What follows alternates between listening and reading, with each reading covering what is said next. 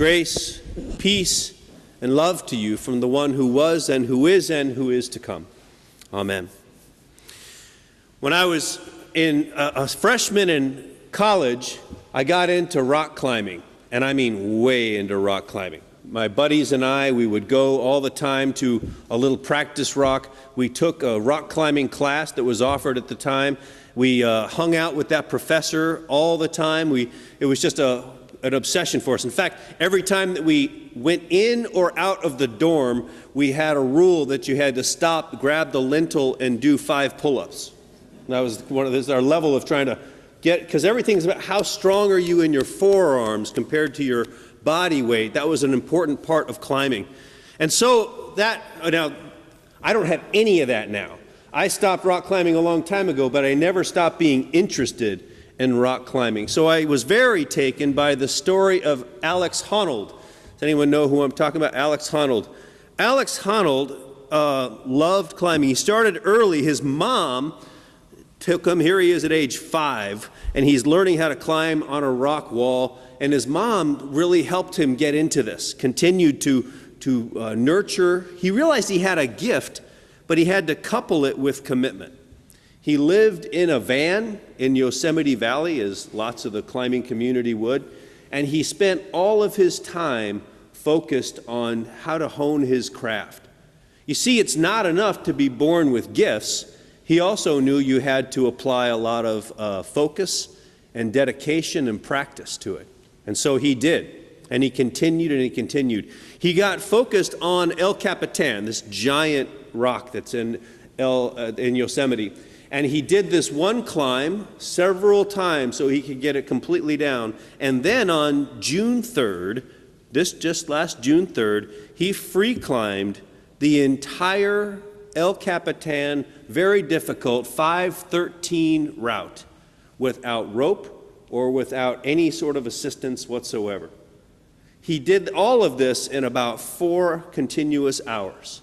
Never, ever been done before. That was his goal. That was his focus. I want to talk about that adventure as a metaphor for what does it mean to be living as God's chosen people, as God's gospel people, people that have been sent out into the world to proclaim something that is powerful and meaningful. I'm not talking about some soft focus Hallmark card kind of reality that is so easy to dismiss in some ways.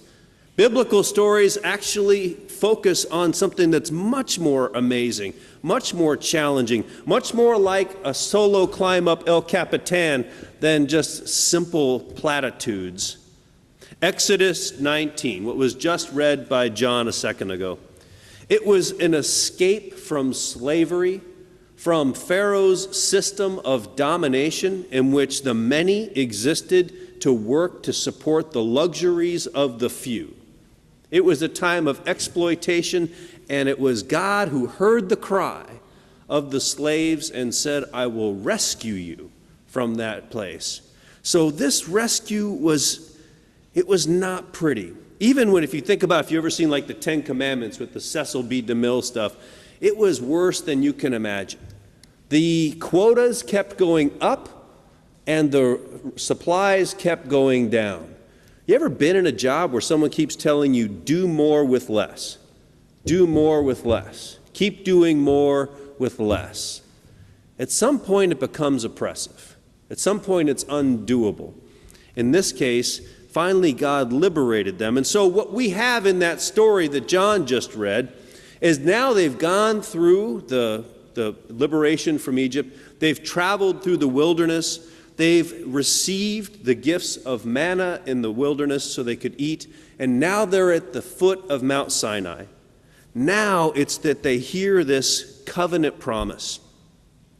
If you obey my voice and keep my covenant, you shall be my treasured possession out of all the peoples. Indeed, the whole earth is mine, but you shall be for me a priestly kingdom and a holy nation. What is being offered is both grace and agency. Grace is that God delivers the people. Grace is that God leads them through the wilderness. Grace is that God provides the food and the water. Grace is that God will now give them the 10 Commandments by which they can orient their lives. Grace is that unmerited, unconditional, and unwavering love of God that is there for all people. But there's something more than that too. In fact, grace just there, full stop, wouldn't be the end of the story in a way that would be powerful and honoring of who we are. God also gives us agency. They are the actors in their own lives. They are chosen to bring light. They are chosen to bring life to other nations. Matthew also calls, in Matthew's gospel, we hear Jesus call the disciples to this incredible adventure. He says, think about this. This is their first time that they're going out. Later, they will go to Gentiles. Later, they will go to Samaritan villages. But for this first one, he says, I'm going to send you to the lost sheep of the house of Israel. And here's what I want you to do. I know you want to put a whole bunch of stuff in your backpack. I know you want to have your Visa Gold card. I know you want to make sure you have all your parachutes well packed. But that's not going to be an adventure. Yvon Chouinard says that people say they want to go on an adventure, but what they really mean is they want to go on a trip. Because his point is, an adventure starts when the plans fail. Right? You ever gone on a trip and then something goes kaflooey and now your adventure has started? So Jesus wants to shortcut to adventure for them. So he says, don't bring cash, don't bring coins, don't bring an extra bag. This is the anti-Boy Scout approach. In fact, don't be prepared. Be very unprepared, because by being unprepared, you'll be ready for what God's going to bring into your life. Specifically, God's going to give God's grace to you through other people. When you get to a place and you're hungry, let someone else feed you. When you get to a town and you have no place to sleep, let someone else put you up for the night. Why? Because it's going to teach you to trust. It'll teach you not to depend on all the other would-be small g gods that we worship, and focus you back on God, who is there all the time. This isn't going to be easy. When you show up, people sometimes are going to be hostile to you. Jesus is clear about that. He doesn't sugarcoat it. And if that happens, deal with it with hospitality. Deal with it as best you possibly can. And when that happens, understand that I know I'm sending you as sheep into the midst of wolves. And then he changes the metaphor on them and says, it's not just sheep in the midst of wolves, but I want you to be as wise as serpents, but as innocent as doves. That's a weird place to be, right? Go into the world knowing that the world's hostile to you. Be aware. Don't go in with Pollyanna ideas. But also, don't let the hardness that exists in the world harden your heart. Don't let it do that to you. Instead, protect that space. That is incredibly challenging. I was talking with a group of people at the seminary who are looking at, becoming pastors, and I tell them, here's a couple of things. First of all, I'm so impressed with the people who are in seminary right now. I just got to say this parenthetically, because they know that the future of the church is a challenge. And yet God seems to keep calling these incredibly gifted people to come and be part of that. But I tell them, here's what you need. Thick skin and a tender heart. You need to be, people will say some stuff to you when you are a minister. When I come walking down here from my house and people see me walking in this collar, people have a reaction. They do in our culture nowadays. And people inside the church will say some stuff to you at times. You have to let it kind of roll off, and yet you also can't let it get in, right? You got to have that space in here that stays tender, and that's true for all of us. We live in this incredibly divided time. We live in this time in which our society has become polarized and secularized. Churches are in decline. And we see all these revelations of abuse that have happened in the name of God all over the place. And we just have to look at that and acknowledge that it's true, and yet still hear that call to keep our hearts tender and to do outreach. What is God calling us to do and to be at this time? What does it mean for us? It means we're going to have to raise up leaders. You know, and Jesus said, the harvest is plentiful, but the laborers are few. He could have been talking specifically about now. A couple stats that came out just recently. One, the supply of, in all Protestant churches, the supply is 1/3 of the demand for first call pastors. 1 in 7 pastors are under the age of 40 in all Protestant denominations, and half of them are over the age of 55. Right now, the number of pastors over the age of 65 is greater than the number of pastors under 40. First time in church's history where we've had that existence, right? And the average for the next 5 years, we know that there'll be an average graduation rate of about 100 per year and an average retirement rate of about 400 per year. So God is calling people into ministry, but they seem to have call waiting on, right? Or call forwarding, or something else going on.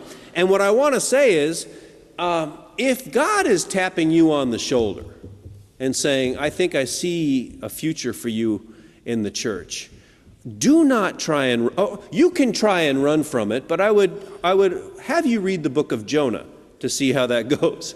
In fact, one of the ways that you can confirm whether or not God is calling you or not is try not to do it and see how miserable your life gets for a while.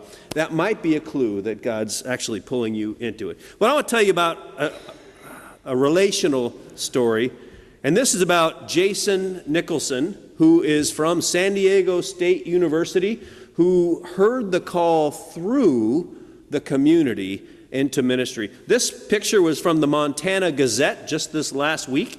He is now a pastor who has been called to Montana, and he said, mentoring made all the difference in my life. He was headed towards a whole nother field, and he said, initially I didn't see it in myself. I didn't know that I had the capacity. It took voices over the years that said, we see you have leadership possibilities, and kept inviting me to do trainings. He graduated from Pacific Lutheran Theological Seminary, and now he is an exciting and new leader that we've just put out there. He didn't get there except for the fact that people like you all in the church kept saying, you know what, I see that in you. I see that in you. So I want to encourage all of us, if you see these gifts in each other, say so. Say so. And when they say, I think that's crazy, say, no, I don't. Give it a shot. Take a look. This news is essential for living a full and vibrant life for us individually, but also as a community. We have this world of division, and into that world of division, we proclaim a unity. My favorite image of this past week was from the congressional baseball game that took place, where we had people from across the aisle gathering together for a prayer. And they prayed for Representative Scalise, and we continue to pray for his healing after he was shot at that event. And so here in the midst of this, what I love is they all wore baseball uniforms from the areas that they were representing. And I love that the guy right in the middle is just wearing Jesuit, the chaplain. It's like, that's fantastic. So there you have the witness of our community. Right in the midst of division, we stand in the center and we proclaim hope. We proclaim connection and we proclaim love. In a world of revenge and violence, we proclaim love and compassion. In a world that uses people and adores things, we value people and understand that things are just things. In a time of fear, we proclaim bold love beyond the borders or boundaries. We are called to swim upstream, to go against the grain. We proclaim that the other is not to be feared, but to love. In fact, the other might be the means by which I get to know myself. So we go for that comfort zone and push past it. We get to that place where where we're not really sure how we're going to proceed. We don't have a plan. And that's when the adventure starts for us. We are called to be those people, to forgive the forgiven, because we've been loved, we're called to love. We're called to accept people who are considered unacceptable because we ourselves have been accepted. This will take focus. It will take commitment. It will mean reshaping our priorities, our church structures, and our lives. But I tell you what, it's going to be the greatest adventure that any of us could ever imagine living. Brothers and sisters, the Lord of the harvest goes with us every step of the way. And the view from the top is spectacular. Amen. Our song of response is, Lord, whose love